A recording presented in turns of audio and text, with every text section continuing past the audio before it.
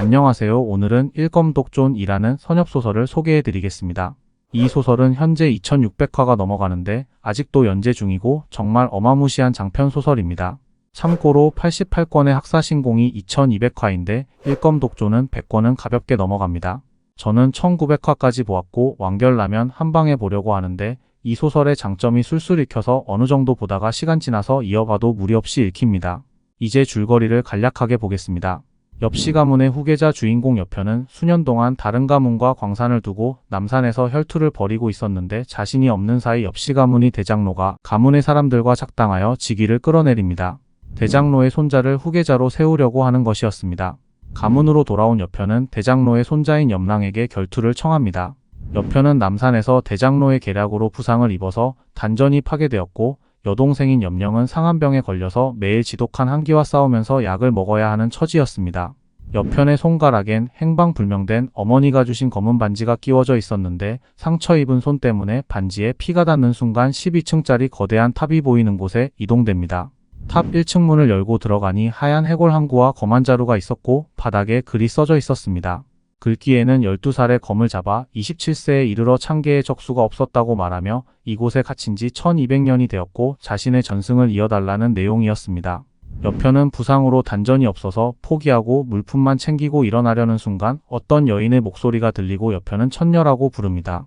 이 탑은 우주의 엄청난 실력을 가진 악인들을 가두어 놓은 감옥이며 층수가 올라갈수록 점점 강한 악인들이라는 것이었습니다. 천녀는 탑이 어떤 충격을 받아 봉인이 풀리려고 하는데 세상에 흩어진 도칙을 찾아 탑의 균열을 막아달라고 부탁합니다. 첫 번째 봉인이 풀리는 1년 내에 도칙을 찾아야 되고 감옥이 열려서 악인들이 나오면 세상이 멸망한다는 말이었는데 단전이 파괴된 여편을 보더니 검으로 단전을 대신하는 무적검체결이라는 무공을 가르쳐줍니다. 좋은 검을 처먹을수록 실력이 상승하는 무공인데 실패하면 죽는다는 말에 겁이 났지만 대장로의 손자와 대결을 앞둔 여편으로서는 어쩔 수 없는 선택이었습니다.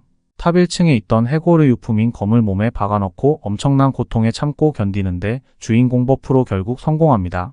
웃기게도 천녀는 진짜로 성공할 줄 몰랐다며 중얼거리는데 기절한 여편은 들을 수가 없었습니다. 여편이 눈을 떠보니 경지가 한 단계 올라서 부식경을 돌파해 기변경으로 이르렀습니다. 천녀는 미안한지 환영을 하나 소환해서 여편의 연습 상대를 시켜주고 검으로 상대를 죽여야 검술이 상승한다고 말합니다.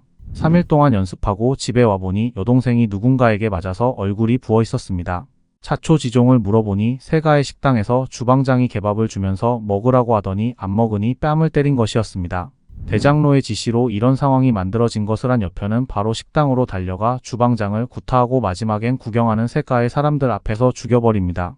그리고 자신이 없었을 때 12살인 여동생을 첩으로 삼으려 했던 늙은 장로 한 명을 대장로가 지켜보는 앞에서 목을 밟아 죽여서 대장로를 도발합니다. 그때 여동생 염령이 발작 증세가 오면서 쓰러지고 여편은 단약을 먹이며 집에 업고 갑니다. 자신이 패하면 여동생이 어찌 될지 눈에 뻔한 상황이라서 염령을 재우고 계옥탑으로 들어갑니다.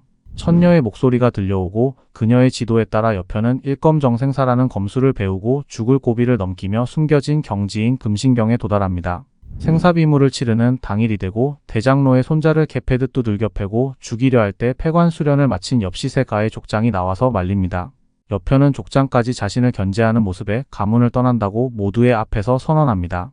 그때 하늘에서 천지 이상의 현상 때문에 찾아온 강국 제1의 천재이자 국사인 알란수가 찾아와 그녀와 비무를 합니다.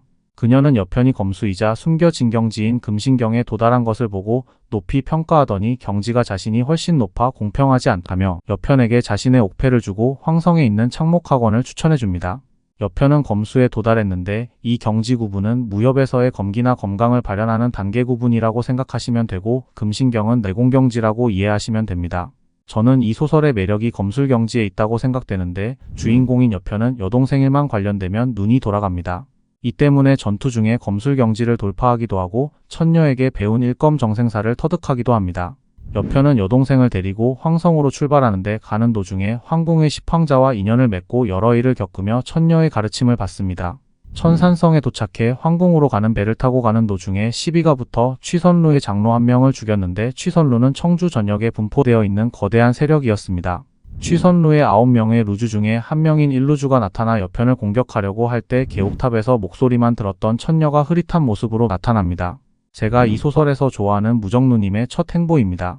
이 무정누님인 천녀는 누구든지 자신의 일검을 막으면 용서해준다고 오만하게 말하고는 일루주를 칼질 한 방에 파란 쪽을 날리고 어서 고수를 더 불러오라 말합니다. 취선루에 팔루주가 나타나자마자 목을 베어버리고 그 다음 삼루주가 나타나는데 삼루주는 천녀를 검선이라 칭하며 노여움을 풀어달라 말합니다. 천녀는 다시 옆편의 계옥탑으로 들어가고 자신이 밖으로 나올 때마다 탑의 봉인이 헐거워지고 이번에 그녀가 한번 나옴으로써 2층 봉인이 5개월 후에 풀린다고 말합니다. 배가 보급을 위해 양계성에 반나절 정박하는데 옆편 남매는 잠시 내려서 노점상의 국수를 먹습니다. 그때 옆나라인 당국에서 10여 명의 기병들이 성문으로 들어와서 여인 한 명을 납치해 가는데 옆편이 달려가서 10여 명을 모두 죽입니다. 이로 인해 성문으로 당국의 흑갑기병 수천 기가 돌진해 오고 옆편은 성문을 등지고 홀로 맞이하며 전의를 깨우칩니다. 옆편과 흑갑기병이 충돌하기 전에 오른쪽에서 구공주가 출현하면서 흑갑기병은 퇴각합니다. 옆편의 나라인 강국의 구공주는 적들에게 악명이 높았는데 재능도 뛰어나고 옆편이 만났던 알란수의 친구이기도 합니다. 구공주의 부하가 되라는 청을 거절하고 황성에 도착한 옆편은 창목학원의 시험을 치릅니다. 시험장에서 두각을 나타내지만 단전이 없다는 게 알려지고 시험에 탈락하게 됩니다. 여동생인 염령이 쓰러지고 죽어갈 때 웬 거지노인이 나타나 여동생을 살릴 수 있으니 창란학원에 들어오라 말합니다. 옆편은 창목학원과 원수지간인 창란학원에 들어가게 됩니다. 수천 명이 있는 창목학원과 달리 창란학원은 옆편 자신을 포함하여 4명의 제자만 있는 초라한 곳이었습니다. 이곳에서 옆편은 경지를 높여 5개월 안에 도칙을 찾으러 가야 되고 검수의 경지도 대검수로 올려야 합니다. 앞으로 창목학원의 많은 제자들과도 싸우고 이 지역의 기원도 쟁취하러 가기도 합니다. 선엽소설답게 이 지역의 패자가 되면 다른 지역으로 자연스럽게 이동하여 또다시 인연과 기원을 경쟁합니다. 개인적으로 저는 이 소설을 학사신공과 선영만큼 좋아하는데 화끈한 칼질과 시원스러운 전투가 마음에 들기 때문입니다.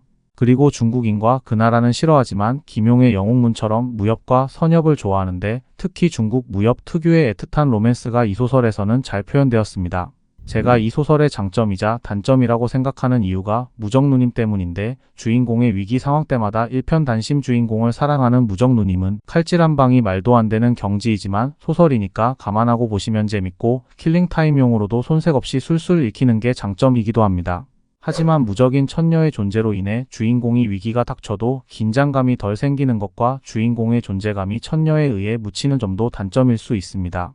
선엽 리뷰 때마다 말하는 단점은 고질적인 선엽소설 문제점인 반복되는 패턴이고 이 소설은 번역이 잘 묘사하다가 한 번씩 거슬리는 점이 있습니다. 전투 장면을 표현한 것도 거의 비슷하게 흘러가서 나중에는 조금 식상한 느낌이 들고 중국 특유의 허풍이 심해서 읽다 보면 한 번씩 버거울 때가 있는데 한방에 지구 같은 행성을 작살낸다든지 수만 명을 죽인다는 점들은 인간적으로 좀 너무한 거 아닌가 하는 생각이 들 때도 있습니다. 어차피 이런 소설이 허구인 점을 생각하고 보신다면 이 정도의 화끈한 선엽소설은 꽤 수작이라고 부를 만합니다. 시원하게 읽히는 무협소설 같은 선엽물로 추천하는 소설입니다. 감사합니다.